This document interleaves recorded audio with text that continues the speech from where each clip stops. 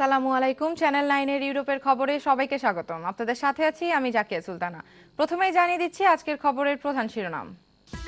মানুষের ধর্মীয় অনুভূতিকে পুঁজি করে বিভ্রান্তি সৃষ্টি করে রাজনীতি না করার জন্য 18 দলীয় জোটের প্রতি আহ্বান। কভেন্ট্রি আওয়ামী লীগের উদ্যোগে আয়োজিত ইফতার মাহফিলে এই আহ্বান জানান বক্তারা। তত্ত্বাবধায়ক সরকার ব্যবস্থা পুনরায় ফিরিয়ে এনে বাংলাদেশের সুষ্ঠু ও নিরপেক্ষ নির্বাচনের পরিবেশ সৃষ্টি করতে সরকারের প্রতি অনুরোধ। বার্মিংহামে ওয়েস্ট মিডল্যান্ডস যুবদলের ইফতার পার্টিতে বক্তারা।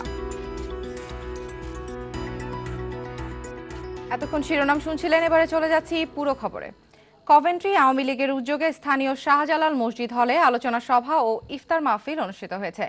আমাদের মিডল্যান্ড ব্যুরোর প্রধান কায়সারুল ইসলাম সুমন জানান, 31শে জুলাই বুধবার কভেন্ট্রি আওয়ামী লীগের সভাপতি মকদ্দস আলী ও সাধারণ সম্পাদক রুহুল আমিনের পরিচালনায় বিপুল সংখ্যক স্থানীয় আওয়ামী লীগের নেতাকর্মী ও বিশিষ্টজনদের উপস্থিতিতে অনুষ্ঠানে অতিথি হিসেবে উপস্থিত ছিলেন কভেন্ট্রি কমিউনিটির প্রবীণ বার্নিয়ার নেতা মুসলিম আলী শিতু, বিশিষ্ট ব্যবসায়ী ও কমিউনিটির ব্যক্তিত্ব মোহাম্মদ রইস আলী, কাউন্সিলর নাইম আক্তার। বক্তারা মানুষের ধর্মীয় অনুভূতিকে পুঁজি করে বিভ্রান্তি সৃষ্টি করে রাজনীতি না করার জন্য 18 দলীয় জোটের প্রতি আহ্বান জানান।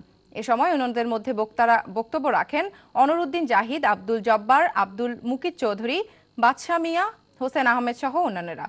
আলোচনা সভা শেষে রমজান মাসের গুরুত্ব উল্লেখ করে স্থানীয় মসজিদের ইমাম বিশ্ব মুসলিমদের শান্তি কামনা করে বিশেষ মোনাজাত করেন।